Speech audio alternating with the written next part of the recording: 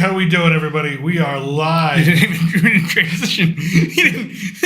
That was keep you on your toes, but there was no countdown this time. We are live. We're back here late night with the Gringo, episode 57. That's right. My son was too busy trying to figure out how well he looked. When he gets to be my age, you don't care how well you look anymore because there's nothing you can do to help it. Well, we are back, everybody. Thank you, everybody, for all the support this week. We've had a lot of comments, a lot of sharing, a lot of views, a lot of likes, some dislikes. That's cool too. I'm all right with that. But with everything that's going on, so I really appreciate everything from everybody. So we're here to talk tonight. It's Saturday night, and we're going to talk a lot of pop culture. We've got a little bit of political news later on, but just a story that I thought was just hilarious to me and really shows you the difference between, how the country looks at something. But for right now, we're going to talk a lot about pop culture, particularly movies and box office and the state of really financially where Hollywood is at this point in time. And the numbers they're staggeringly sad. Yeah, pretty sad. I mean, the spending is up, but the profit's non-existent. Is that fair to say? Yeah, I don't know how they're continuing to just... Paramount's looking to sell because they're beyond bankrupt. Warner Brothers is hurting like hell. I can't imagine Disney's got much left in the tank. I can't. After all the flops, and then after this year. Now, granted, they had a couple of wins last year with Moana 2 and Inside Out, and they can kind of afford it with the properties they own. You know what I mean? Maybe, but sooner or later, it's just the well runs dry. I think at this point in time. No, but what I mean by that, sales from toys and other. They're not selling like Star Wars toys. They don't sell anymore. No, they don't. No, dude, they are clearance. They are clearance. I remember when I worked in Target, back, when Revenge of the Sith came out, Attack of the Clones came out, and I was in charge of basically the whole, what they call hard lines, anything that wasn't clothing. I was the manager of that whole section before becoming a store manager. I remember when we'd have ththese releases, the toys would be coming out on that day. I remember one day for Revenge of the Sith, when all the toys came out, there were lines out the door waiting to come in and get the toys. It was crazy. Now, no one gives a shit. Yeah, now it's just sad. No one cares. No one's collecting that stuff. I look at it. I used to collect it. I look at it and go, I don't want that. I don't want that. So, but it's definitely interesting. But the first thing, we're going to talk about Disney kind of getting its ass kicked in animation by China. This story shocked me because I didn't even know about this film. And I want to go see this film. I think we all want to go see this film. I'll have to deal with it being a Chinese film dubbed in Spanish with no subtitles. I'll figure it out. I think so. But everybody else would be okay with it. So let's get into this here. Boom. Here we go. From China. China's overdue animation explosion ignited by the local and global success of Niza 2. I hope I'm pronouncing that correctly. So anybody who's Chinese, I apologize if I'm not. Can pronounce it correctly? We probably butchered that name horribly. Yeah, I probably butchered it. Yeah, I will butcher it too. I can't even say your name half the time. That's why you have a nickname. Yeah. That's Who are you? Anyways. $2 billion this film has already made. Let me just say that again. $2 billion this film has made. Granted, if something hits in China, there's 1 billion people there. Over 1 billion people. If something's popular in China, you're automatically a rich person. Put it to you that way. But this film, animated, is about demons and angels and battles and dragons. And I watched a trailer, and even on the small screen, I just say to myself, I don't care if I understand it or not. I have to see this animation on a big screen. Is it Chinese mythology? Because it's actually a very interesting mythology. It's a little bit of that, but then you got heaven and hell and demons, and I'm thinking they have their own concept of that. They do, so I think it is a little bit of which I am ignorant of Chinese mythology. It's very interesting. I'll tell you, there's some cool little stories in there. Well, this looks to be apparently one of them. So, it's the highest grossing animated film and 6th highest grossing film ever as of this article being written. It's and if it keeps going, because it still has to release in Europe, it still has to release down here. It hasn't released down here. I think it released in the United States. I think it's made like 20 million in the United States. And probably the United States is such an anti-Chinese sentiment because of what's going on back and forth with Trump and the tariffs and all that bullshit, right? Then it might not get a lot of play. It might only get to 20 million. But this film, $2 billion, it's probably it could end up being number one. If it just keeps going. So it seems like it's the biggest IP in all of China. So kudos to them because I mean, imagine being Disney right now, and you just release Snow White, which we're going to talk about in a minute, and you just release Captain America 4, which we'll talk about that again in a minute. And then you're getting ready to release Lilo and Stitch, which I think will make money. I think it'd be good. I don't think it's going to do $1 billion, but I think it'll make money. The Pixar trailer that we saw, Elio looked terrible. So I don't think that's going to make any money. Also, the whole kind of I'm not accepted anywhere plot. I'm not accepted anywhere. No, you're not because you suck. Anyways, that's it's not a good message to push right now. But I mean, if you're Disney, you're looking at this and you're looking at these people just made a $2 billion movie. What are you thinking? I mean, I'm thinking, well, you know, if I'm a Disney executive, especially like Pixar, just Disney Animations, I'm thinking to myself, an animation movie can make over $2 billion. Well, I mean, Inside Out did over 1.7, 1.5. Yeah, but two was always seen as like a stretch too far for an animated film. You know what I mean? Here's a Chinese film. I mean, what's the budget on a Chinese film? Actually, I am curious. Do you know the budget? Do you have that information, or is that not released? I could not find it. I will try to find it in a second if you want. If you want to go to IMDb, because I'm live here with the screen sharing. But actually, let me see. Hopefully, this doesn't kick me out. Oh, that computer's running warm. I got this. Hold on. You got this? I got this. But here we go. While you look for that, I'm going to say, if I'm a Disney executive, especially of animation or even Pixar, I'm thinking to myself, what are we doing? Yeah. I mean, clearly the social messaging or even the political view is not making us money, which is what a company should be doing. A company should be trying to make money. Estimated budget $80 million. $80 million, and they got $2 billion. They got $2 billion. They got almost. You know what? Let's say let's say $80 million is underselling it. Let's say $100 million. Let's say 120. Add another 40 for like. Who gives a shit? It's already made 10 times. My point is even if you add another 30%, that's 30% of the budget essentially. You're adding another 40, right? Yeah. 120 million, you make $2 billion. That's pretty damn good. Meanwhile, Snow White cost how much? 400. At this point, call it 400. At this point, I call it 5. I think 5 with the amount of reshoots and stuff. And that's live action. Live action should always outperform an animated film, typically, unless it's like something groundbreaking, like Toy Story, right? This is embarrassing. You are considered the standard for animation. At least you were. You pioneered it along with old school Warner Brothers cartoons and Looney Tunes. You are a pillar, the foundation, and you're getting outplayed. That's pretty bad. That's pretty bad. I would play the trailer. I just don't want to get copyrighted here, I guess. You forgot to have your phone. In case of messages. You need your phone in case, some hot chick calls you. That's not happening. I'm still rooting for you, son. I appreciate it. I'm rooting for you. More confidence than me. No, I'm joking. The only description here, yes, there's better descriptions out there probably because this is a trailer. But after the catastrophe, which must have been in part 1, although the souls of Nezha and Eobing were saved, their bodies would soon be shattered. Taiyi Zenren planned to use the 7-colored lotus to rebuild their bodies. I guess we'll try to play without the sound. I guess maybe that'll work. It's probably going to be in Chinese, I imagine. It's got some English here. Mandarin. Yeah. I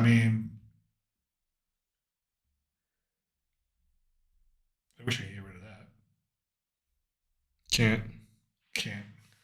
Unfortunately.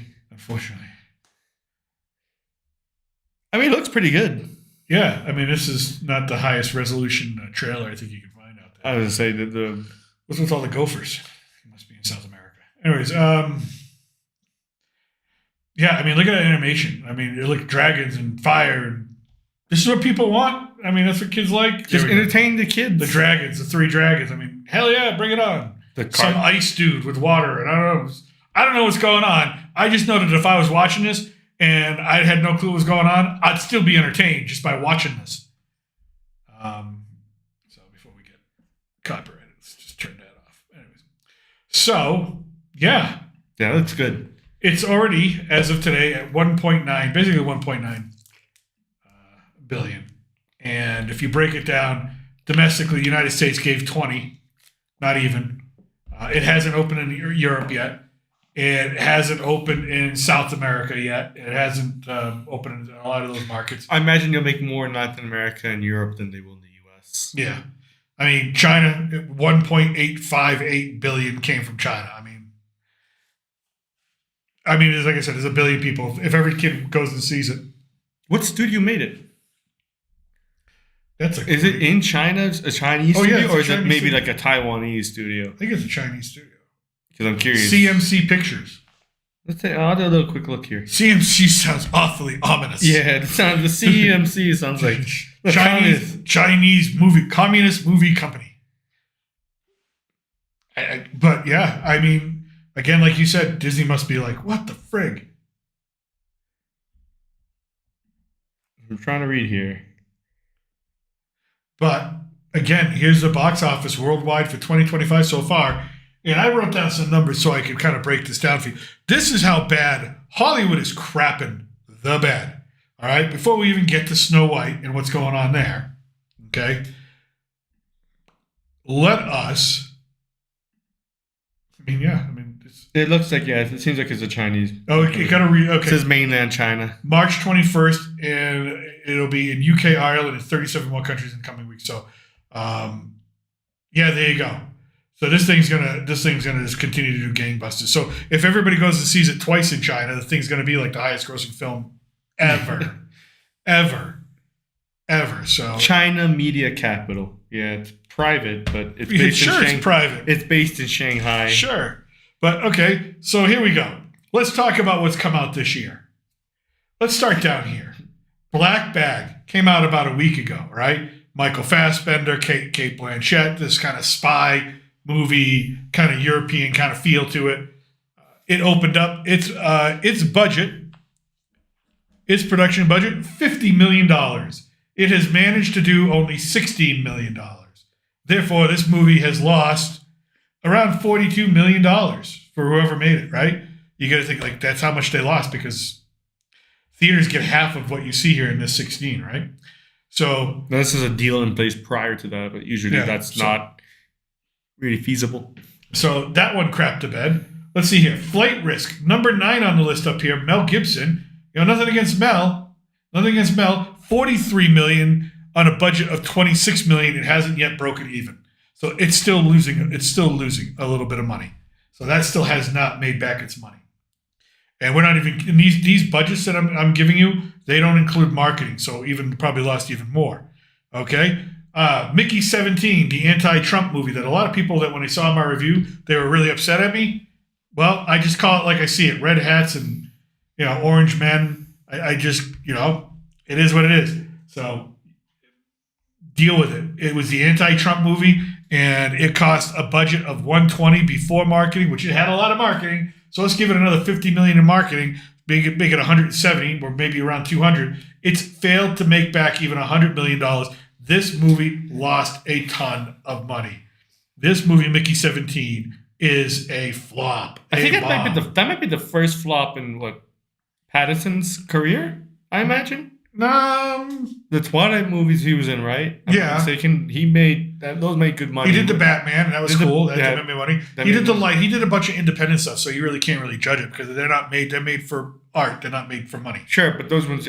But what I mean is like big pictures. Yeah, this is his big, first big flop. Yeah, exactly. That's my point, and that tells you a lot. Yep. Where you can have that caliber of an actor still deliver a great performance despite the script, despite everything about the film. He still delivers a great performance, and the film still flops. I'm going to ask you, what? I forgot to do something. Can you hit the lights? As I say, I feel like the lights were... it's a little dark in here. Not just that. It's more like, I feel like the lamp's not on. I was like, I can see properly.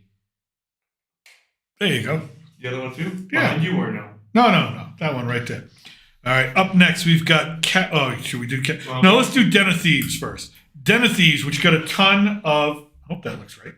Which got a ton of media attention as far as marketing. Den of Thieves, Gerard Butler and Ice Cube's son, right? So with Den of Thieves, Pantera, the sequel. It didn't look bad. $57 million it made on a budget of $40 million. Again, flop, because you got to double that number. Because again, the theaters get half. All right, so that's flopped. All right, so far, there's not a win yet for Hollywood. Dogman. You know what? Pete Davidson. There you go, boy. Go get him, Pete. A movie that cost $40 million, an animated film, Dogman, made $127 million. To be fair, it's not even like original. It was based. I'm pretty sure it's based off of a comic kind of storybook. Yeah. You ever read Captain Underpants? You ever hear Captain? Oh yeah. I think it's the same people who created the Dogman. Well, good for Pete. Good for Pete Davidson. How much of a profit? Well, I mean, it made $127 million on a budget of what did I say? $40 million. So it needed 80 to break even. So it's made about $47 million, almost $50 million in profit. That's not a bad profit, baby. No, I'll take that any day of the week, right? Hey, I mean, compared to everyone else. Right? Now let's get to the second biggest flop of the year, Captain America: Brave New World. Okay. Listen, we saw it. It sucked. It really was. It's terrible. No, it's bad. It was a terrible movie. I didn't want it to be, but it's a terrible movie. You know, even Harrison Ford came out later on. He's doing interviews, and they asked him, "What was it like? You know, when you heard that you were going to be the Red Hulk?" He's like, "I didn't know it was going to be red. I thought it was supposed to be green." So he had no clue what he was getting himself into. No, he was just showing it for a paycheck. Or maybe he was just making a funny joke. Yeah, no. He really, honestly didn't know. He really didn't know, and he would tell you. Well, sometimes he does those kind of jokes where he comes off as like being very serious, like I don't know. You know what I mean? I've seen Ford joke like that. So I think he doesn't care. I think he's an 80-year-old man that's making bank millions and millions of dollars just to show up and phone it in. Anyways, Captain America, its budget reported by Disney, which is not true, is at $300 million. This budget's more around $350. All right, $350 million. Worldwide, has only grossed $392 million. To break even, this film needs to do $750 million. It's never going to get there. Therefore, this film has lost hundreds of millions of dollars for Disney. Can you explain to people why is it there? Because the budget was $300 million, right? And you're saying it made only $350 million. So $300 million budget, okay? Right. But you have to start out with this. That doesn't include marketing. Marketing is anywhere between $50 and $100 million. Commercials, all that bullshit, right? So let's be real generous and say they only spent $50 million on marketing, which they didn't because they had all sorts of commercials during the Super Bowl. Those are kind of expensive. All right, so say 350 was their total budget. Now, if it makes only 392, you got to divide that in half because the theaters get half, Disney gets the other half. So let's just do this. All right, just do 392 divided. I'm good with math. So Disney gets $196 million. All right, that's what they get. Their budget was $350 million. They've lost $154 million at least, minimum, if they're reporting the budget correct, which Disney never reports their budgets correctly. They do all sorts of accounting and financial tricks to make it look like it wasn't as expensive as it was, right? And they use all sorts of tax breaks for wherever they filmed it. And there's a lot of misdirection, right? There's a lot of creative accounting when doing this. So Disney, big flop. Marvel, big flop. Now the next one, Thunderbolts. No one cares about the Thunderbolts, right? I hope it's a good movie. I'm going to go see it. I like the Thunderbolts. I hope it's fun, but no one knows what the Thunderbolts are. Who are the Thunderbolts? Thunderbolts are like a Suicide Squad-like thing, but for Marvel. Oh, yeah. Okay, I get you to say Marvel first because then I had no clue what you were talking about. So, you just say Thunderbolts, I'm thinking... And Daredevil has not done ratings either. So Marvel's hurt, right? So you got Captain America, Brave New World not making any money. Daredevil, which I just watched the latest episode yesterday, I still don't have Daredevil. You know how I know it's bad? Wow.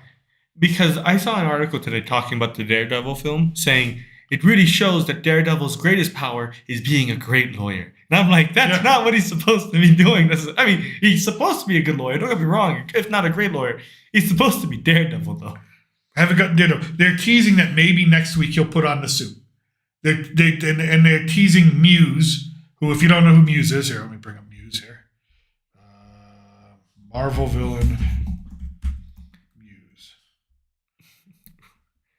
This dude. He literally, it's comic book accurate. They got his whole costume is comic book accurate, right? He's got all sorts of sensory powers and things like that. Oh wait, there he is, right there. That's how they show him at the end. He's kind of artistic. He drains people's blood and uses the bodies and the blood to do art graffiti and stuff like that. Oh, it's like a Pikmin gallery. Yeah, sort of like that. Yeah. Do you know what Pikmin is? Yeah, I'm okay with it. So anyway, so it's Muse, and so we have that.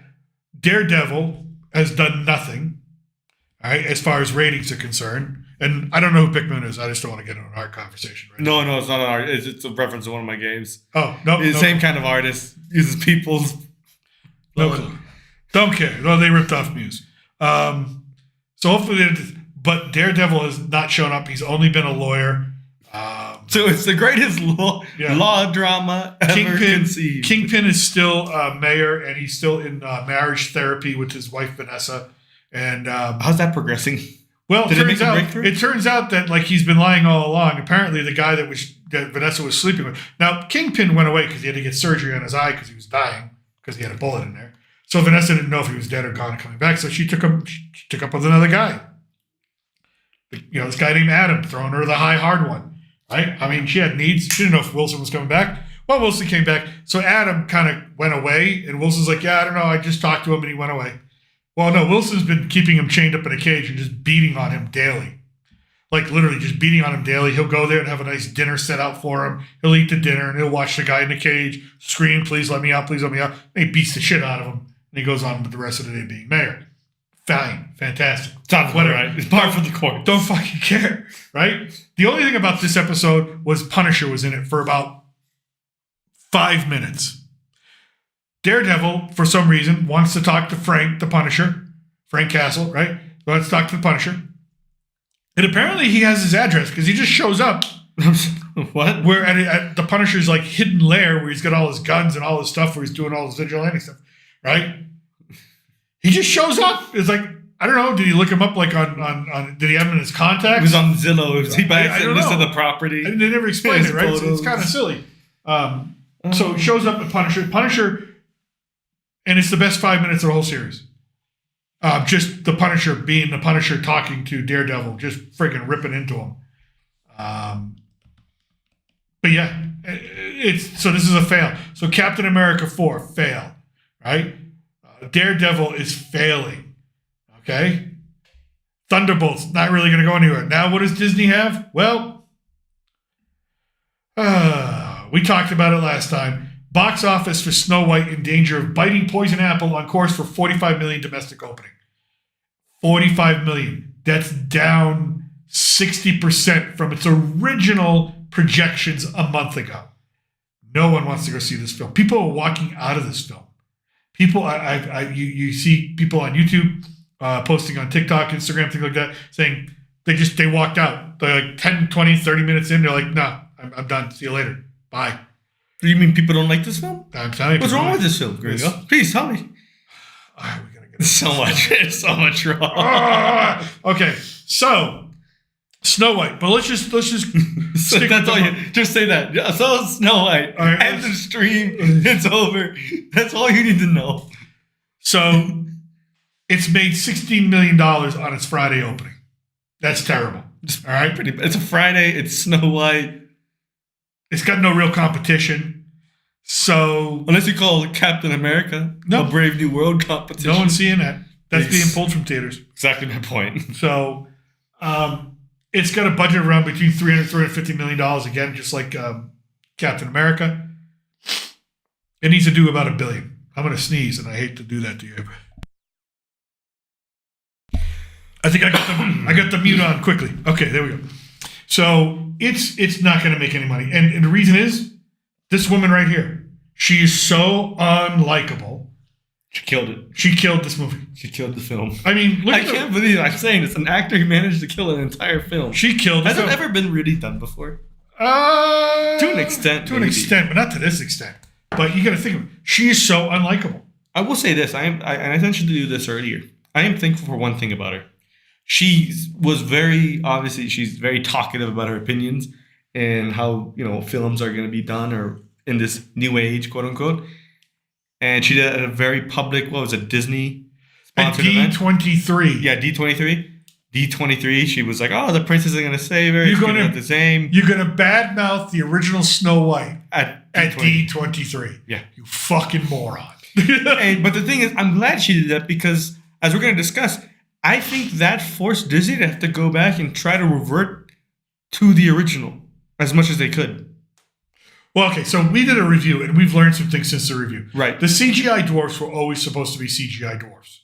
The bandits, the friggin' DEI bandits, were always supposed to be the DEI bandits, right? The reason for all the reshoots is the backlash about what Rachel Zegler said, because, well, one, they needed reshoots, number one. Number two, they had to add in things like the kiss and all that, and bring it a little bit more, like you said, bring it back more to their traditional. Right. They still couldn't do it. I mean, did you see the kiss that the thief Jonathan gave her? Not the prince, because that, there was no consent given by Snow White. Well, I mean, she didn't get consent to go into the dwarf's house, start sleeping in their beds.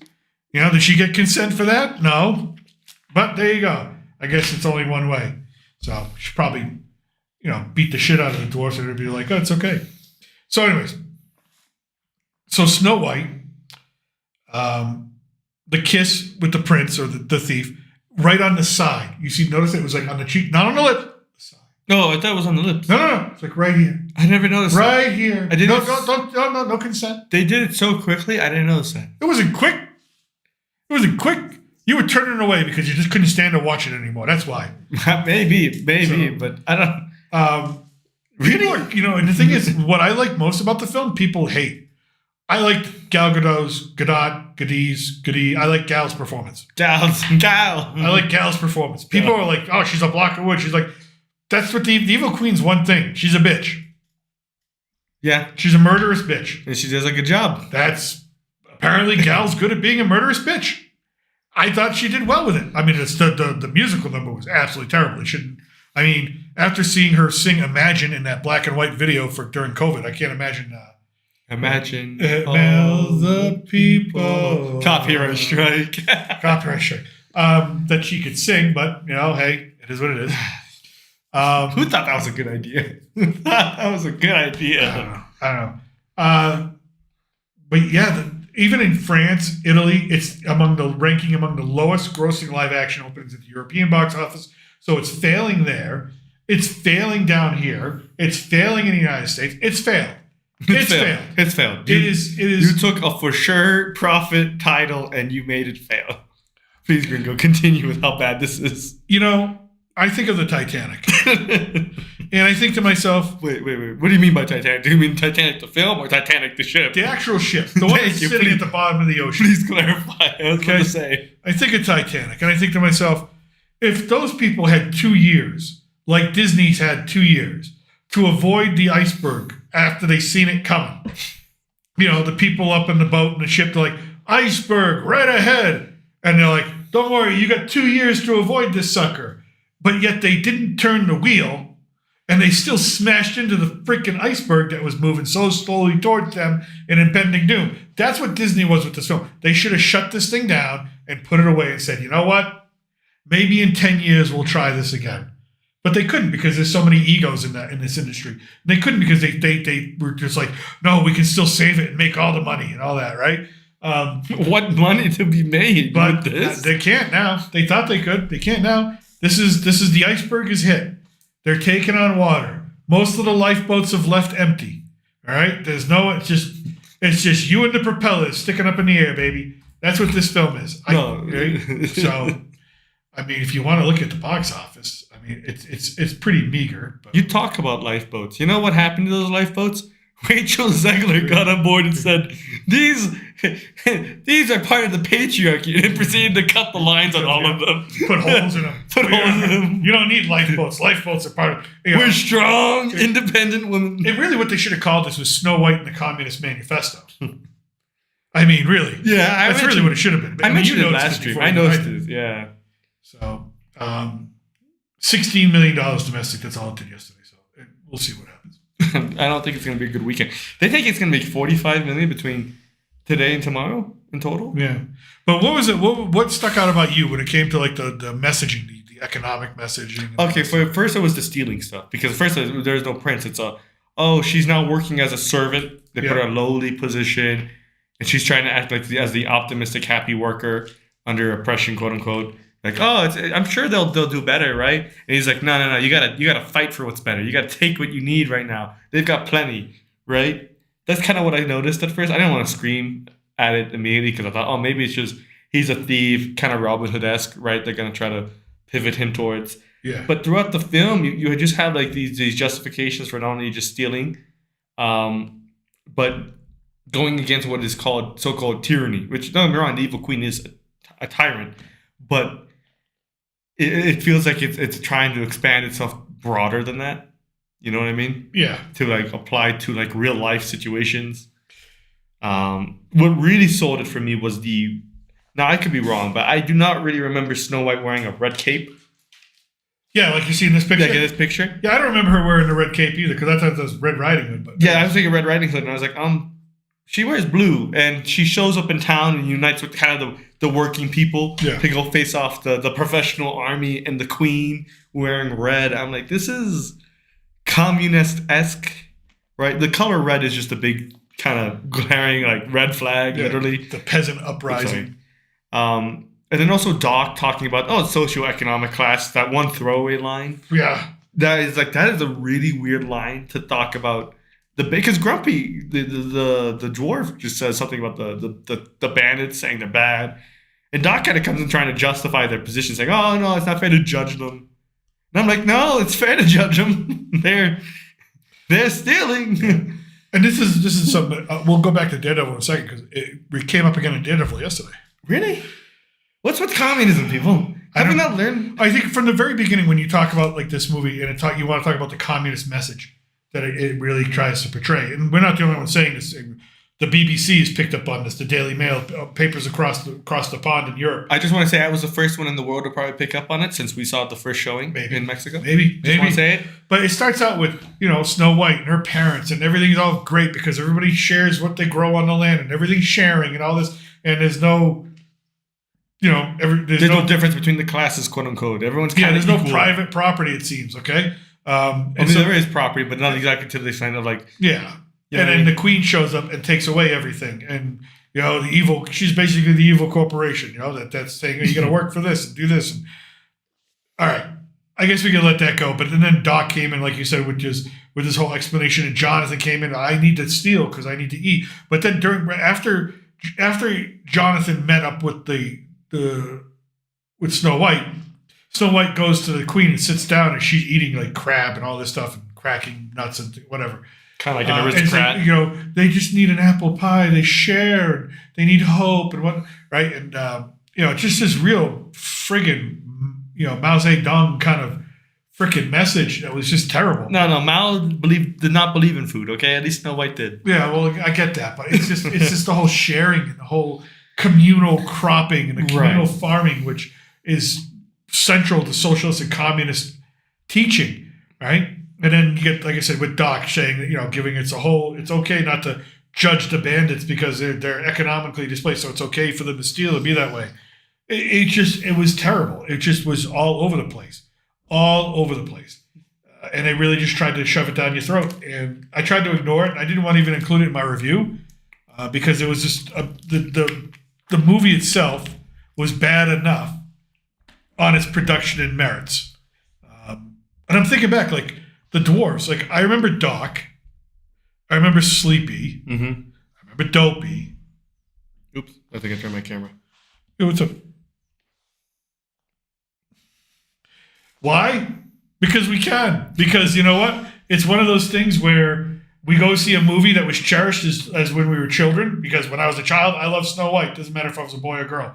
But apparently, that matters to you.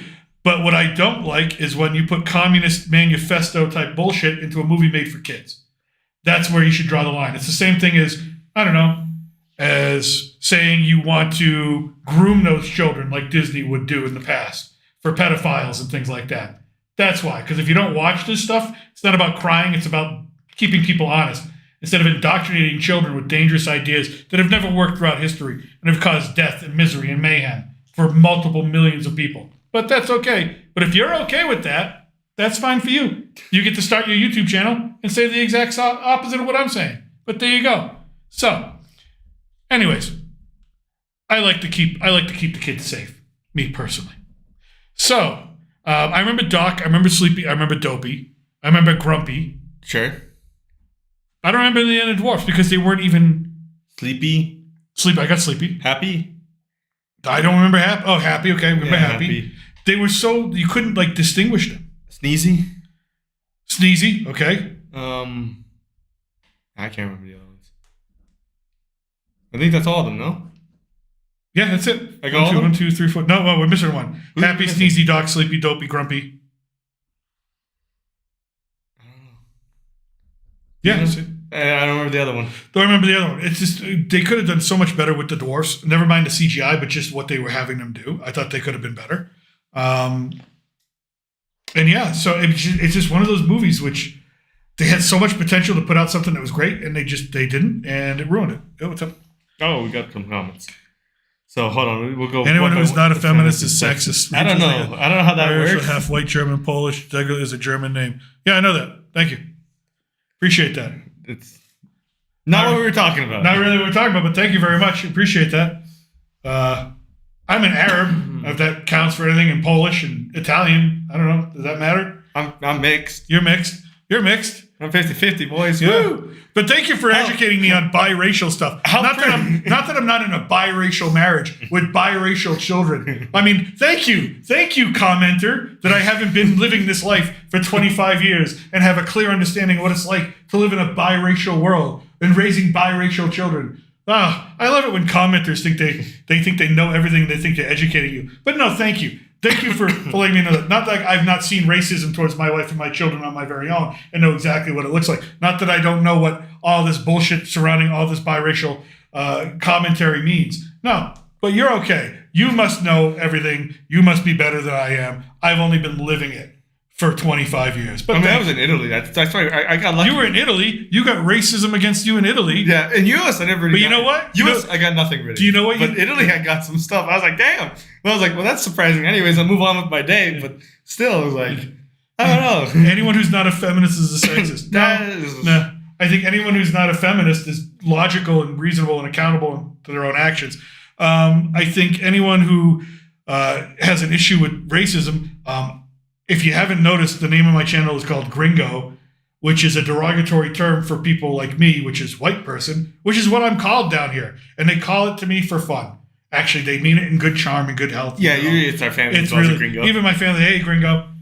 You know what? I don't let myself get all bunched up in a panty bench. So it's all right. And I don't you all need to settle down. I don't think the Zegler hate started necessarily in 2019 because of whatever the Jeremy Renner situation was. Who the hell? Jeremy who? Jeremy Renner? I don't know. I don't follow much. Is that Hawkeye? I think so. I don't know. What does she have to do with Hawkeye? She's the Rachel Zegler hate started when she opened her mouth about the original 1937 and turned it into a socialist message, a social message to drive and say, you know, it's this, it's that, and weird, you know, and that's when it started. Or when she got on TikTok and said, I hope none of Trump's supporters, which is about 70 million people, and Trump himself never know peace. I think that might have been part of the hate. I think wishing the president never know peace is one of the most disgusting things you could ever think of, because if he doesn't know peace, there's a lot of people dying around the world. But then again, we don't think like that because people like Rachel Zegler don't think like that. They only think about themselves and how they feel. They don't think about the consequences of, hey, you know, if President Trump has a horrible time in office, it probably means we're at war with a bunch of people, and it probably means there's a bunch of people dying. I think that's where the hate comes from. That's where the hate comes from. I'm pretty sure that's where the hate comes from. I never really knew much about her until she really kind of went out there and started voicing some very controversial opinions, I'll say. I say controversial because everything these days is controversial. But if you saw our review, you would say that we didn't really hate on her for anything other than we thought she could sing magnificently. I think we gave her all the credit in the world. I think we were fair. I think our review was fair. We gave her all the credit in the world for actually being able to actually portray Snow White, the movements and all that. But you didn't see our review. You're just seeing us pick on these little things right here and assuming the worst of us. So, but thank you. Appreciate that. So Snow White, we've got, it's not going to make any money. It's going to flop. And that's just the way that is. And you get what you deserve. They should have seen this coming. They should have pulled this movie. Yeah, I mean, I said that for a while. Oh, by the way, also the other reason I can actually pick on this movie is I'm also a stockholder in Disney. So when they put out shit movies, my stock goes down. I don't know. But you wanted more reasons why grown men might actually pick on this. But anyways. Anyway, so you done with Snow White? No, I mean, do we have anything else to say? I thought we were going to go further in maybe. Yeah, go ahead. No, I mean like further in terms of like plot and stuff like that. Oh yeah, let's do it. Yeah, let's do it. But, I mean, what did we not cover last time on stream that we wanted to kind of touch up more? We talked about the dwarves are always going to be CGI. We talked about the bandits, which the bandits just felt weird to be thrown in there. I felt like they had a more prominent role. They did. They had a way more prominent role. They role. cut them down. I mean, down. I think, yeah, the dwarves, I think, just going back, they should have used real dwarves. Or real people, little people, whatever you want to call them. There are 7 actors out there of short stature that would love a Disney check, that would love to have that money, that would love to have that opportunity. They shouldn't have made them CGI. They should have made them real. Because that's the heart of the movie, are the dwarves. That relationship with her, with Snow White and the dwarves. That's the relationship. So, anyways, what do you got going on there?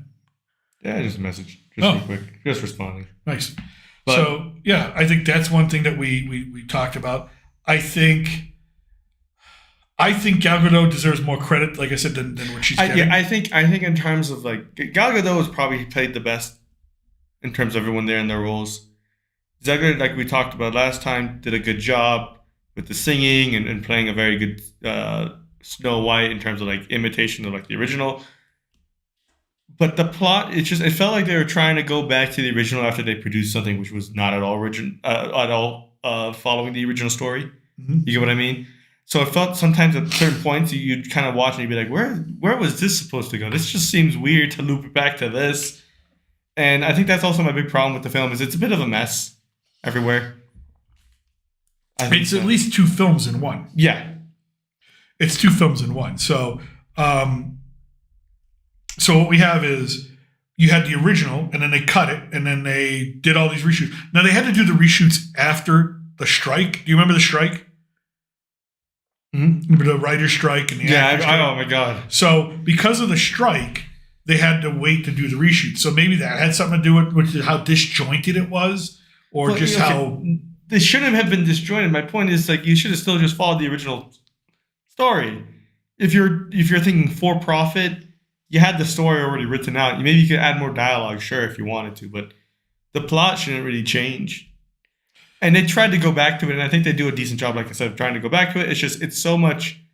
There's clearly 2 films in one here. It's not a very coherent piece you want to enjoy. The ending is, I think, something that you and I wanted to come back. Not just that she was wearing the red cape and all that, and just the symbolism that means in European circles. I would know. I lived there. Yeah. I think the whole thing where she comes up and the reason, she says to the guard, you used to grow fruit and share it with everybody. Don't you want to do that again? And the guard's like, yeah, okay. And the other guard, you used to grow this and share it with everyone. It's not that sharing is wrong. It's just like the way they're presenting it here is very communist. No, but here's my question. What was the power the evil queen had to keep everybody in control?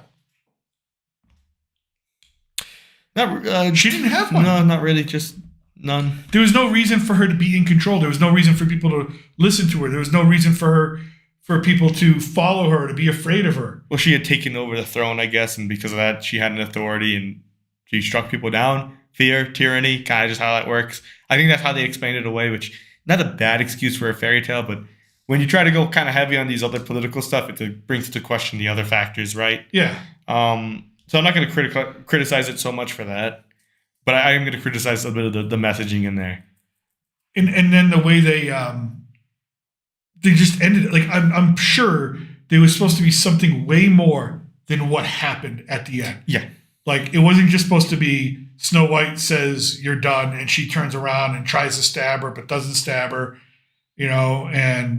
But here's the thing: she gives the knife to somebody else. Says, "Go ahead and kill Snow White." But she's the evil queen. Yeah, she would just stab Snow White. Yeah, she would just do it herself, right? Yeah, exactly. So it just didn't make sense. It made it was just so anticlimactic. It's sort of like you were expecting sort of like a fight, a battle, something, right? Or something different or something, I don't know, something else. It just seemed like they couldn't figure out what that was going to be after they had to make the changes. So they just did what they did. And it was like, okay. And that was it. And then you had I guess, was it a wedding at the end? No, I think it was just a celebration. I think it was supposed to be some sort of wedding, maybe, but I honestly was so lost in the dancing and the music. Not in like a good way. I was just more confused. I was like, what? We went from what? What happened? It was really weird. It was very, very discombobulated there at the end. But I mean, that's Snow White for you, and you try to change something to something else, and then realize, oh shit, we got to go back to the original. Well, we had Hi Ho, which we loved that song from when we were kids. We had Whistle While You Work, classic. What else did we have that was original? We didn't have the other one. That's it. There was the third one. What's the third one? I can't remember. Someday My Prince Will Come. That was yeah, that's obvious. That was not in it, of course. It makes sense because no Prince, couldn't have that. Someday My Prince Will Come. I get this is supposed to be a film for kids, right? Yeah. But if you're a parent, do you really want your kids watching this instead of the animated film? No, that's my point. It's like, this is a mess. I go pay, how much is it to watch the animated film? You could probably get a DVD somewhere for what, $5 maybe? Disney Plus, we get it for free. Or even get Disney Plus subscription for like 1 month if you really wanted to. Or even like a trial. Just a trial run, and you could just get what you want.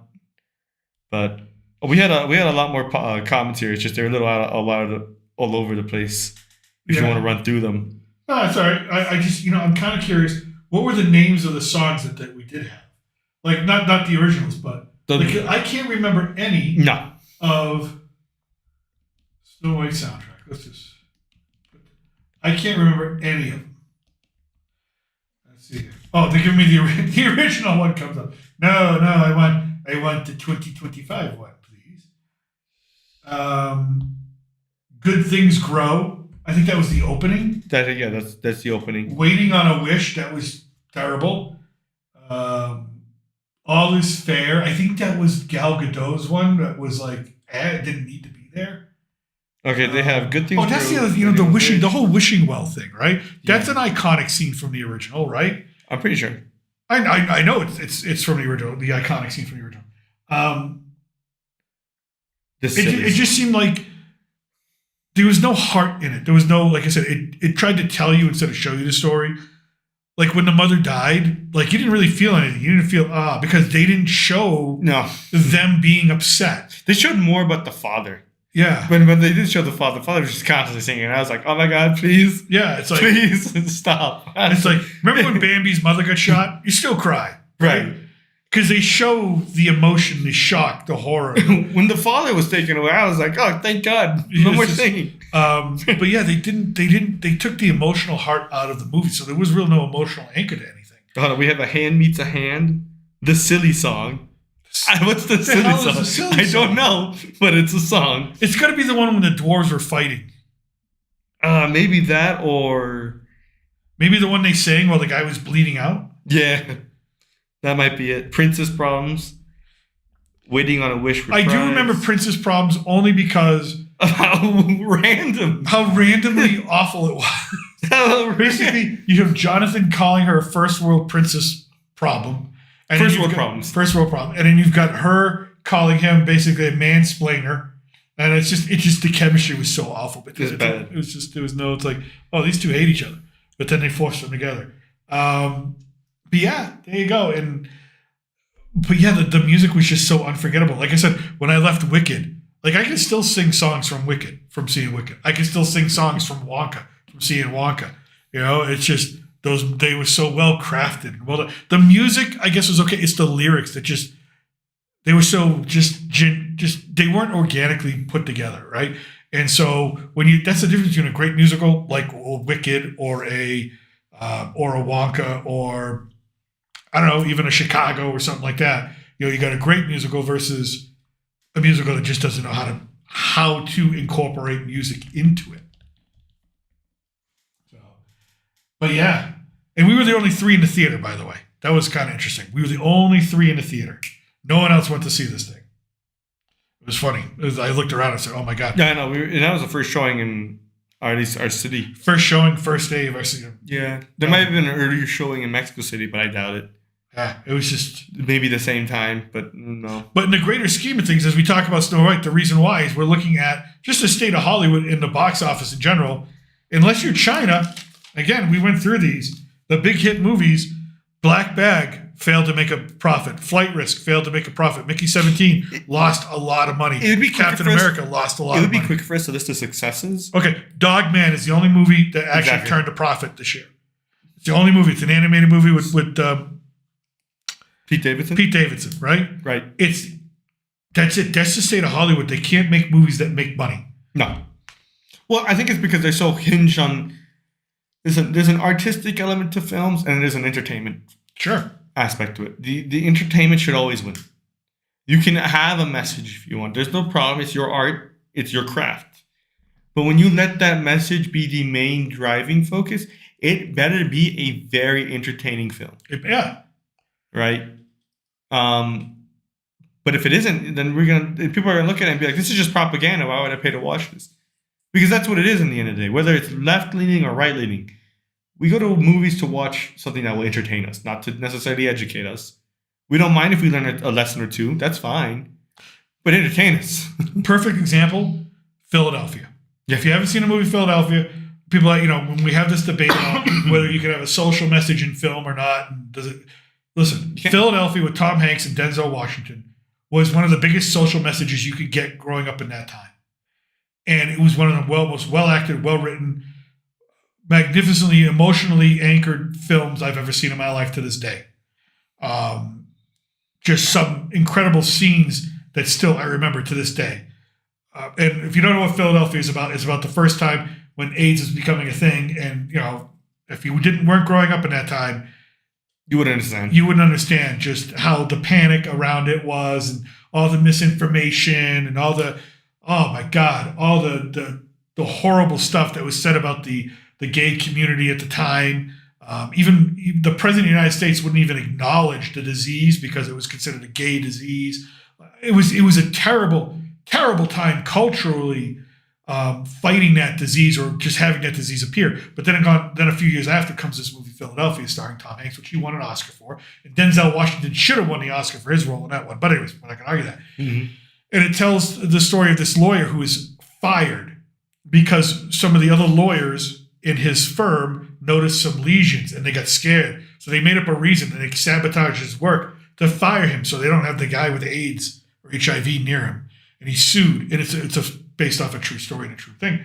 And it's heart-wrenching. And the message doesn't take over the story. The story tells the message. Mm-hmm. And that's the difference. So if you want to know how to do it right, how to do it wrong, all right. I mean, go see Philadelphia. That's how you do it right. How to do it wrong, there's numerous examples that have been put out. Another good example, Pan's Labyrinth. I mean, it's based in a tough time, Spanish Civil War, if you know anything about that, really bad time.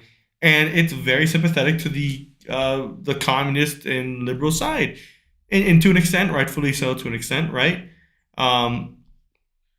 Because the Franco regime was a monster. And it does preach against fascism and tyranny. Yep. And for some sort of collectivization. But it's an entertaining film, and it focuses on a small aspect of humanity and how it's affected in a tragic way. But it's never thrown in your face. It's never thrown in your face. It's always there behind. Yes. It's like an undercurrent. And that's what great directors do. Yeah. It's what great directors or writers too. Yeah, exactly. But when you have something like this where it's like we're going to kind of throw it in your face. Yeah, we're going to throw it in your face. We're going to make it about the message instead of the entertainment. That ruins the film. It ruins it. It's just plain and simple. And the thing is, you can look at art in different ways. This is a type of art form which is made for general audiences.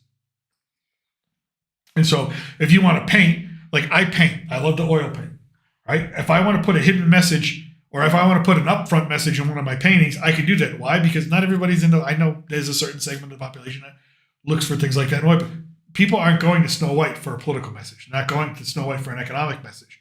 They don't want to.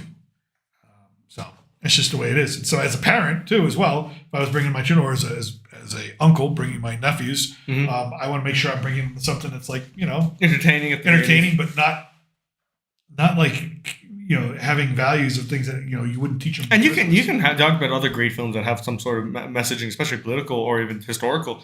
Schindler's List. Yeah, there you go.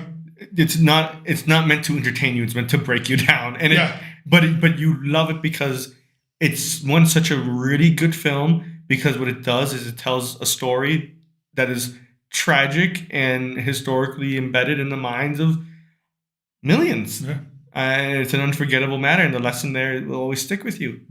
Or, so you said Schindler's List, and my mind immediately went to Amistad, his other film, right after that. Amistad, very good one. You don't have to have any message from it. You watch Amistad and you realize, okay, yeah, I got it. Yeah. I got it. Yeah, no. And my point is, there are films like that, and you can definitely... Show, don't tell. Yeah, you just need to show. You don't have to exactly tell. Yeah. Show, don't tell. If you can't show, then you're not doing your job. Now, we have some comments I want to run through here real quickly. So, oh, boy. Here we go. We had a lot of comments from the same person. I don't know if they're still in the chat. If you're in the chat, please stick around. We'll answer as many as we can. I don't think they want to hear from me again. I don't know if they left. But listen, we talked about the Rachel Zegler hate starting in 2019. They mentioned that their favorite cartoon as a kid was Nezha Conquers the Dragon King, 1979. Because we talked about the Chinese film. Star Blazers, 1978. I don't know anything about it. I'm sure it's good. It looks awesome. It looks awesome. No, I mean the 1979. Oh, I don't know anything about it. But the movie looks awesome. The new one looks awesome. We then had a comment right after saying white immigrants weren't always considered white, and that's true. And acceptable Italians, Greeks, Poles, Hungarians, Slavs, and other European groups had I'm a Dago. Prejudice. Sorry, I'm not white. I'm Italian. Yeah. If you're also Polish too. I'm Polish. We got both. Listen, real Italians, Sicilians, they're not white. They don't call themselves white. We know this why, because a lot of the Sicilians breeded with a lot of the North Africans. Well, unless you're northern Italian. Italian. If you're in northern Italy, okay. That's someone who lives in Italy. Northern Italians do consider themselves white. Everyone else south that they considered. I consider myself. I look white. I consider myself Arab. But if someone looks at me and says you're a white guy, I can't argue with them. No, I really can't. Unfortunately, gringo there. To you. I'm freaking translucent. I mean, this is the Polish in me. Then we have just random Charlemagne. The god goes off on Disney Marvel for firing Jonathan Majors and pretending to take a moral stance, yet not firing actor Jeremy Renner when he faced abuse allegations from his ex-wife. Well, I thought the Jonathan Majors shit was bullshit too. I thought it was bullshit. I think Disney's really poor when it comes to involving themselves in disputes, especially like domestic abuse. I mean, Johnny Depp, Amber Heard. I think I remember when Johnny Depp broke out. What did I tell you? I told you he didn't do this. He did not do that. I want to say I was a day oneer, but when I first started, I was like, I don't believe it. I ended up being right, but Disney ended up dropping him. But here's the difference. I think with Jonathan Majors, the difference was they didn't drop him until he was found guilty on certain charges. That's fair. And I think the thing is, the problem with people like Disney is that they're always looking at what the winds of change are. The Me Too movement. Okay, let's be oversensitive to this. Okay, George Floyd, let's be oversensitive to this. Okay, transgender, let's be oversensitive to this. And they overreact instead of just having a stance and saying, this is it. I think anyone who's accused of domestic abuse shouldn't be in a public position like that. But then again, it's not my company. Personally, I don't want to watch anything or be entertained by anybody who is accused of, or I shouldn't say accused. Accused because convicted and committed domestic abuse. I mean, that's a terrible, terrible, terrible thing. Yeah. I don't wish that on anybody. And the problem is that we no longer wait for conviction. You're tried in the paper, and there's all sorts of other pressures. And really, you can't blame Disney. You have to blame everybody else, because there's so much pressure coming in, so much reaction, something happening. Like the other, but at a certain point, you've got to just be able to take a stance and just be like, "This is enough's enough." Enough's enough. But a month ago, Jay-Z was slapped with a lawsuit, and everybody came out with a P. Diddy lawsuit, and everybody said, "See, he's involved," and everybody was like, "Cancel Jay-Z" and whatnot. And I sat there and I looked at it and I go, something's freaking wrong. But everybody in the whole world was just piling on top of Jay-Z. Guess what? A week ago, The lawsuit got dropped. Why? Because the person who filed the lawsuit and said that she was SA'd by Jay-Z and all this stuff and she made up all the stories. She came up, I made it all up. Made it all up because she wanted money. But we were ready to freaking crucify him. Crucify we had the Jay-Z. cross. We were chanting in Latin. We were ready to go. With all this bullshit. Yeah. Trevor Bauer. Yeah, Trevor Bauer's a big one. And he's still not in baseball. Guy can't go back to Major League Baseball. He was kicked out of Major League Baseball, one of the best pitchers of his generation at the time. He has to pitch down here in the Mexican League. No, he's not in the Mexican League anymore, I think. He just went to the European League. Oh, European League? Well, so... If I'm not wrong. Because some women made up some stuff about him. And then they came out years later and said, yeah, we made it all up. Here's the group chat. Yeah. The group chat text got leaked. And it's like, oh, uh-oh. Yeah. That's wrong. So, but he can't get his life back. So there's all this overreaction. We have no one to blame for the inconsistencies but ourselves, because we don't allow companies to sit and look and think. Because these things, just like a court of law, you can't rush a court of law. You can't rush it in the boardroom either. But you can rush public opinion. Yeah, but public opinion rushes it. When I worked in corporate America, and I worked in Apple, and there was something that went on. Somebody came and said, this happened. Okay. And everybody, and it would get leaked out. And other people here, what are you doing about it? You go, well, settle down. I have to do an investigation. Yeah. And by saying investigation means I have to figure out what exactly happened, talk to everybody. It takes time. Mm-hmm. And if you don't take that time and you do that snap judgment, you could be wrong, you could be right, you could be... You get yourself in trouble, or you just get the person in trouble unnecessarily. You set dangerous precedents when you do that. So, Jeremy Renner, if he was accused, was he convicted? Yeah, I don't know. If he wasn't convicted, then fine. He's fine. We waited to get rid of Jonathan Majors until he was convicted. He was never officially fired or left out until he was convicted. So that's the difference I think I see there. So, I mean, the other thing obviously the big glaring one for me is the Johnny Depp situation. Yeah. Goodbye, Captain Jack. Why? Yeah. Why? Because of a lie? Yeah, pretty much. A lie. That's what it is. It's a lie. But there's a ton of that goes around, right? Kevin Spacey. What's up? No, I mean, okay. Can I read the next comment? Oh, okay. Because we got comments to go through. I'm like, oh, go ahead. we're stuck on one point. Let's try to get through all of these real quickly, if you don't mind. I don't mind. Then we had after that said, whenever men say controversial stuff, they get no hate. I get hate all the time. I'm saying, you should see the comments in some of my videos. Holy shit! I get hate. I get so much hate sometimes. I have him read the comments because I can't stand reading the sometimes I'm shocked by people, but at the same time I'm like, well, it's the internet. It remains undefeated. Hey, lady, I was a white guy in Apple as a manager. I got so much hate from people because it's such a progressive company. Holy crap. I got hate all the time. Oh my God. Yeah. And then another comment was the Christian Bale, the actor, says, there would be so much better films and so much more interesting stories if white dudes weren't running Hollywood. By Zach Sharp, December 19th, 2017. That's because Christian Bale is virtue signaling. He's probably looking for a date, maybe to get somewhere. I like Christian Bale as an actor, but Christian Bale is an a-hole in real life. But in real life, I'm pretty sure he's not just the kind. Is he an actual asshole? He is. He's that guy. Remember, he came out. He was yelling at the guy on set because the mic wasn't there. He's berating some poor guy, probably making minimum wage to hold the mic while he's making millions of dollars to fucking act. Christian Bale. I do respect that to an extent because he takes his craft seriously. But in terms of his opinions, I take every job I had seriously. I never use it as an excuse to rip into something. No, I don't. Yeah, you shouldn't rip into people. But I do kind of understand it. I do have some respect there. No, so he basically said what he said. That's fine. You know what? Guess what? When Hollywood was making the most money, white guys were running it. I don't know what you want to make of that. I could care less who's running Hollywood. I could care less what color they are. I could care less if they're yellow, brown, purple, green, blue, red. I don't give a shit. I want competent people. This whole DEI, this whole focus on skin color, that's what gets us in trouble in the first place. No, who's the best at doing the job? I'm not even allowed to pick my skin color first, according to some people. Some people say I can't be brown, and some people say I can't be white. So I'm like, what am I? People. Yeah. I never looked, whenever I hired somebody, I never looked at them and go, well, they're white, so they must be more competent. No, never. I looked at people and said, how competent are they? What have they done? What are they capable of doing? And it never mattered what color their skin was. I hired a fucking blind guy to sell computers, right? How was that? Fucking why? Because he could sell. He could talk to people, right? It's amazing. You know, the point when you stop caring about people's skin color and you start caring about what they can and can't do, and maybe what they can learn and what you can teach them to do, man, amazing shit happens. That's what I know. That's why I don't focus on fucking skin color. Why it's not that big of a deal to me.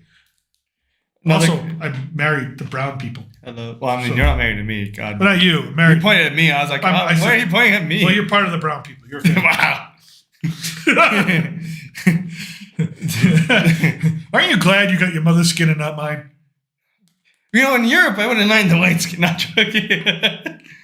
But when I was in Egypt. I messed up because I'm by blood I'm Lebanese and Syrian, which they all figured it out by my last name, which is funny. I was thankful to have my skin color. Everyone was happy with me. Yeah. Everyone was like, "Hey, brother, how you doing?" They look at the one white girl in our group and they were like, it was like, American? Like, no, she's Italian. He's like, okay, we let her slide. I was like, cool. Let her slide. She's not American. I was like, great. I think they found out, one of them found out I was American because I just mentioned I lived in the States. They're like, but you have good blood. It's like, you're fine. They didn't even care. They're like, you have last name and the color triumphed everything. You're one of us. One of us. And I was like, sure, to an extent, boys, but I'm not joining no movement right now. I got college to finish. They were probably trying to recruit you. 72 virgins await for you, my friend. No, I'm Catholic. I appreciate it, though. I have all respect in the world to that faith, of course. But I'm happy with mine. The next comment was the new Critical Drinker movie is trash. I don't know. And do you know about this movie? I didn't know he was making a movie. Apparently it's released. I didn't know it was released. I know he writes books. He's somewhat entertaining half the time. Half the time I don't agree with what he has to say. Take a look at it. Maybe but he's got 2 million. He's got 2 million followers, so people like what he's got to say. But you know what? To be able to say I made a movie, that's the thing. He got to make a movie, and if it's trash, we could look at it. We'll review it. I'm sure he won't review it himself. Where the hell would you find it? It's on YouTube. It should be on YouTube. Oh, YouTube? I think so. It's called Rogue Elements, a Ryan Drake story. A Ryan Drake story? It sounds like General Hospital soap opera shit. Ryan Drake, doctor at large. Yeah, it is. Yeah. Came out a couple months ago, I think. So it's on YouTube? I guess it might be on YouTube. I could be wrong. All right, maybe we might have to go pirating. Pirating? It's on YouTube. Oh, okay. Well, if it's not on, it's like we have access to it. Oh, okay. I could be wrong. I'll have to find where it is, but we'll have to review that. And then the last question we really have here is: did you like the Chris Hemsworth Snow White movie? It was okay. And the Huntsman. It was okay. I thought it was. They tried to be a little bit more graphic, or a little bit more gothic with it. I appreciated the attempt at trying to find a different tone and whatnot. I don't remember it exactly because it's been so long since I've seen it. Been like over a decade since it came out. So. I've always thought it was Kristen Stewart, right? Is that Kristen Stewart? Yeah. She's always, I know she gets a bad rap, but she can act. Chris Hemsworth, I think he can act, and so yeah, it was all right. I just. With this type of stuff, it's just these are easy. These are home runs. These should be home runs. Movies like this, but they're not. We screwed up ourselves. So, but I think that's all the cons we had. But I'm gonna make you watch Wicked, though. I'm gonna make you watch Wonka, and I'm gonna make you watch Wicked. One day, and you're gonna be like, "Thank you, Papa, for making me watch." I'm sure it'll be good. I'm more excited for Wonka. But thank you, Be Positive 99 for the comments, even if we disagree with you. We appreciate it. If you're still in chat, if you're not in chat, well, I guess I'm talking air. Talking air, baby. Woo! But, woo. Oh, what a day. I think we're going to call it for the pop culture night because we went longer than we usually go. But do we not have anything else? I have one story. It's a political story. It's an immigration story. I don't know if it really fits here. I can save it for another stream. It's up to you, Gringo. Huh? Yeah, I'm going to save it for another stream. We did all movies today. I think let's keep it all movies and stuff like that. A little more fair. Fun. Yeah. But I think... You get me all riled up. See, this is what happens. Yeah, you got riled up real quick. This is what happens when you wake me up from my nap early. I had to stop you there for a moment. We were talking about, what was it? You were talking. What actor are you talking about? Kevin Spacey. Yeah. You were starting to go down a rabbit hole. I was like, we got more questions to answer here, Gringo. He's like, we gotta go. Free Kevin Spacey. I do. Well, he's free already. Yeah, he's free. But he pretty got much blacklisted. 31 charges of SA, and he got not guilty on all of them. But still, he can't make a movie. Was it not guilty on technicality, or was it No, not it's guilty? not guilty. Like, as in, like, Not guilty. Not guilty. Like, as in, like, as in, it was like, just we proven. did not proven. Okay. Then, yeah, you should probably apologize to that guy. Yeah, Johnny Depp's my big one. Yeah, that's the big one I will never forget. Killed Captain Jack. I can't believe they did that. Did nothing wrong. Did nothing wrong. Oh my God. All right. With that, we're going to close it out. It's been fun, everybody. We'll see you next time, probably tomorrow night. You got more. You got stream. Oh, you know what? I wanted to mention one thing. You started your own channel. You started a gaming channel. Oh, no, we don't mention it here. No, we're not going to plug it here. No? No. I like Never to keep mind. this separately. But I appreciate it. But you're embarrassed by me? No. I'm embarrassed. No, that one's all purely gaming. I don't want to have, like, at least until I start live streaming and doing something else in terms of, like, games. All right, I'm sorry. I jumped the gun. You jumped the gun. I should have asked for permission. You I probably did it should. without consent. I'm a horrible person. Terrible person. Let's go see your mother. All right. With that, guys, everybody from south of the border. Salud. Salud. Salud. We out of here.